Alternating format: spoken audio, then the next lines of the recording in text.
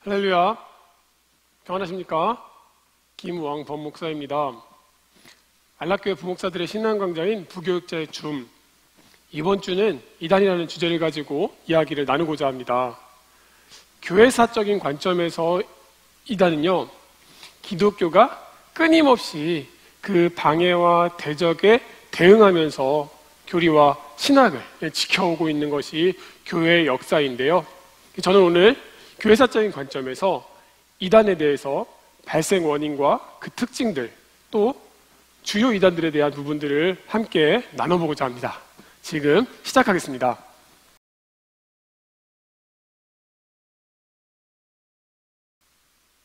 이단이란 무엇일까요? 성경에서 이단이라고 번역된 헬라어 원어는 두 가지가 있습니다. 첫 번째가 하이레시스라는 단어가 있고요. 하나는 하이레트코스라는 단어가 있습니다. 먼저 하이레시스는요, 선택 또는 의견이란 원래 뜻을 가지고 있는데요. 이것이 성경에서는 사도행전 22장에 보면은 분파, 파당 이런 뜻을 가지고 사용되고 있고요. 또 고린도전서 11장에서는 교회 내에서의 편당으로 사용되고 있습니다. 또 세 번째로는 베드로후서 2장 같은 경우는 다른 교리를 주장하는 이단이라는 뜻으로 이야기를 하고 있습니다. 그래서 이 단어가 우리가 일반적으로 사용하는 이단의 의미를 잘 나타내고 있는 것이죠. 한편으로 하이레트쿠스라는 단어를 볼 수 있는데요. 이 단어는 원래 하이레오라는 헬라어와 헤테로스라는 단어의 합성어입니다. 그래서 이 두 가지는 원래 선택하다라는 뜻과 다른이라는 뜻을 가지고 있어서 이 합성어의 의미가 다른 것을 선택하다라는 의미를 가지고 있는데요. 디도서에서 이 단어를 쓰면서 복음 외에 다른 가르침을 쫓는 행위들을 일컬어서 이단이라고 이야기를 하고 있는 것입니다. 이런 부분에 대해서는 우리 성서학적 관점을 이야기하실 때 더 자세하게 말씀해 주실 것 같은데요. 일단 제가 오늘 여러분과 함께 나누면서 이단에 대해서 정의를 하자면 저는 이렇게 정의하고 싶습니다. 전통적인 기독교 교리와는 다른 교리를 가지고 기독교를 사칭하거나 교회 일치를 파괴하며 악한 영에 예속되어 있는 신자들을 미혹하는 사람 또는 집단, 이것을 이단이라고 할 수 있을 것입니다. 자, 그렇다면 이단의 특징은 무엇일까요? 이단들은 일반적으로 다음의 5가지와 같은 특징을 좀 가지고 있습니다. 첫 번째는요, 하나님으로부터 새롭고 특별한 계시를 받았다고 주장을 합니다. 또 독자적인 성경 해석과 성경 이외에 자신이 직접 체험한 신적인 역사를 계시하고 있고요. 그 계시를 가지고 자신들이 메시아라고 주장을 하는 것이죠. 대표적인 예로 통일교회 원리 강독이 있을 수 있는데요. 다시 추후 말씀을 드릴 수 있을 것 같습니다. 두 번째 특징은요, 지도자의 권위를 신격화하여서 절대시하고 맹종을 요구합니다. 그래서 비윤리적이고 비인격적인 리더십을 드러내면서도 그것을 추종하게 만든다는 특징을 가지고 있죠. 세 번째는 기존 교회의 가르침에 대응해서 자신들의 가르침을 주장하고 이제 기존 신자들을 세뇌시켜서 흔들고 유인하면서 환란을 야기한다는 특징을 가지고 있습니다. 네 번째 특징은 종말 사상에 깊은 관심을 보이고 있으며 예언에 심취하는 경향이 있다는 것입니다. 그리고 5번째는 그들 교주를 심판의 주로 신격화를 한다는 특징입니다.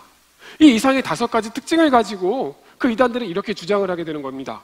그들의 주장은 대체적으로 첫 번째가 성경 외에 다른 경전이나 다른 계시들을 주장하거나 지금도 자신에게 계시가 계속되고 있다고 주장을 하는 것이죠. 그러면서 두 번째로 삼위일체 하나님을 부인하거나 왜곡을 하게 됩니다. 이와 관련해서 당연히 예수 그리스도의 신성과 인성을 부인하게 되고요. 예수 그리스도의 십자가 대속을 부정하거나 또 다른 구원자들을 내세우게 됩니다. 또한 사람을 신격화시키거나 자신을 계시의 수여자 또는 하나님의 대리자로 주장을 하게 되는 것이죠. 결국 자기 자신이 직접 하나님과 통한다는, 직통계시를 주장하기도 합니다. 더군다나 믿음으로 구원받는다는 우리 이신칭이 그 외에 또 다른 방법으로 구원을 받을 수 있다고 주장하기도 하죠. 그 또한 성경을 자의적으로 해석하거나 비정상적인 방법으로 해석해서 그 성경 말씀의 의미를 자신에게 부여하는 그런 주장들을 이단 교주들은 하게 되고 있는 것입니다. 이렇게 이러한 주장들이 이론적으로 우리가 무엇이 잘못됐는지를 이해할 수 있고 또 그것을 분별할 수 있는 지혜가 우리에게 필요할 것입니다. 특별히 우리나라에는 정말 이단이 많습니다. 제가 예전에 한 선교단체에서 들은 얘기인데 우리나라에는요 자기 스스로가 메시아라고 주장하는 정신나간 사람들이 한 400여 명 정도 있다고 합니다. 놀랍지 않습니까? 우리나라는 현실적으로 그런 사람들이 좀 많다는 것이 심각한 상황이 아닌가 싶습니다. 왜 그럴까요? 우리나라의 경우는 무속신앙을 기반으로 전통적으로 기반을 잡아 왔었는데 그 기반 위에 기독교가 유입되면서 열광적인 신비주의나 기복신앙이 합쳐지게 된 것입니다. 그래서 이것들이 이제 성경의 계시들에 대한 해석을 오해하고 왜곡하게 되면서 비복음적인 형태로 변질이 됐던 것이죠. 그러면서 스스로가 메시아, 재림주, 보혜사 등의 계시를 받았다고 주장하는 사람들이 생겨나게 된 것이고요. 이들이 이단이 되게 된 것입니다. 더욱이 역사적으로 우리나라는 일제강점기와 6.25 전쟁 등 사회적으로 불안전하고 불확실한 어려움들을 많이 겪게 되었습니다. 그런 과정을 거치면서 한국교회 안에 있었던 신비주의적 경향들이 강해지게 된 것이죠. 교회사적으로 우리나라 이단의 뿌리라고 할 수 있는 사람은 김백문이라는 사람이 있는데요. 이 사람은 성신신학, 기독교 근본 원리, 신앙 인격론 등이라는 책을 남기면서 스스로가 이제 이단의 영성들을 남겼습니다. 그래서 이를 바탕으로 우리가 잘 알고 있는 세계평화통일가정연합, 속칭 통일교회 문선명과 전도관으로 알려진 천주교의 박태선이 영향을 받게 되었습니다. 그래서 그 뿌리가 두 가지로 나눠지면서 그 안에 문선명의 영향을 받은 사람이 JMS로 알려진 기독교 복음선교회의 정명석이 있고요. 그러다 보니까 정명석과 문선명은 성적인 문제로 구속이 되기도 했죠. 그러한 흐름들이 가지고 있습니다. 한편으로 박태선으로부터 장막성전의 유재열이나 우리가 지금 가장 문제가 되고 있는 신천지의 이만희가 영향을 받게 되었습니다. 그들은 대부분 스스로가 메시아나 재림주로 왔다고 주장을 하고 있는 것이죠. 그 밖에도 귀신론으로 유명한 성락교회의 김기동, 또 그 계열을 이어받은 예수중심교회의 이초석, 그레이스 아카데미의 한만영, 다락방 전도운동 류광수 등이 그 흐름을 이어가고 있습니다. 한편 잘못된 구원론으로 구원파라고 우리가 불리는 권신찬, 유병원, 박옥수 등도 새로운 하나의 계보라고 할 수 있는 것이죠. 또한 최근에 급부상하고 있는 하나님의 교회가 있는데요. 사실 하나님의 교회는 시한부 종말론을 가지고 시작을 했습니다. 그래서 교주 안상홍이 시한부 종말론을 주장하였는데 안상홍이 사망하자 이제 그 교리가 변경되면서 장기일자를 하늘 어머니로 부르고 토요일 안식일 주장, 또 유월절 등을 강조하면서 세력을 확대해 나가고 있습니다. 또 그 외에도요, 이제 외국에서 들어온 이단들도 있는데요. 여호와의 증인, 우리가 몰몬교로 알고 있는 마리아 성도 후기 그리스도교회, 또 안식교라고 하는 제7일 안식교 등이 있는데요. 그렇게 외국에서부터 들어온 이단들도 현재 꾸준하게 활동을 하고 있습니다.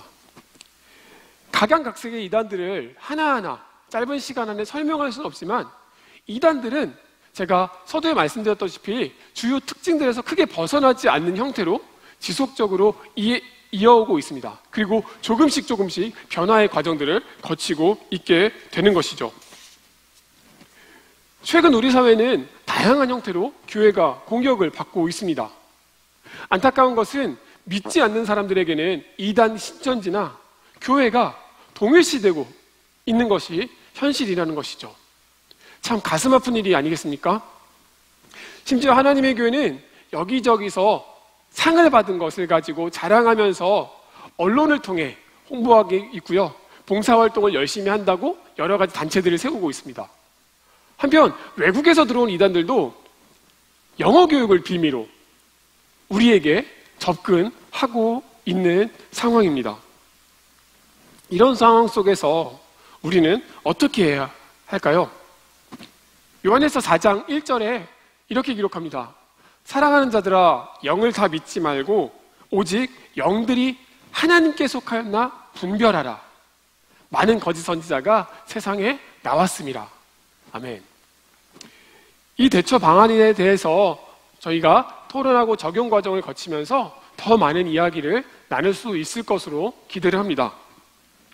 강의를 마무리하면서 이단이라는 책의 한 구절을 소개하고자 합니다. 교회 역사를 보면요, 그리스도의 몸된 교회는 끊임없이 개혁되고 변화되어 왔습니다. 그리고 그 개혁과 변화가 멈추었을 때 교회는 안팎의 도전에 직면하게 되는 모습들이 많이 나타났습니다. 초대교회의 신실한 신앙의 선배들은 박해와 순교의 시기가 끝나자 하나님 앞에 새롭게 거듭나기 위해서 금욕주의적인 삶을 살아가게 되었고요.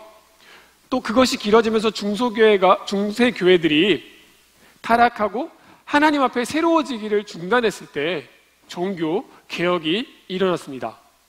그리고 종교 개혁이 일어난 지 채 100년이 지나가기도 전에 종교 개혁마저도 하나님의 말씀으로부터 멀어질 때 교회는 경건주의 운동과 복음주의적 각성운동이라는 새로운 신앙운동들을 실시하게 되었습니다.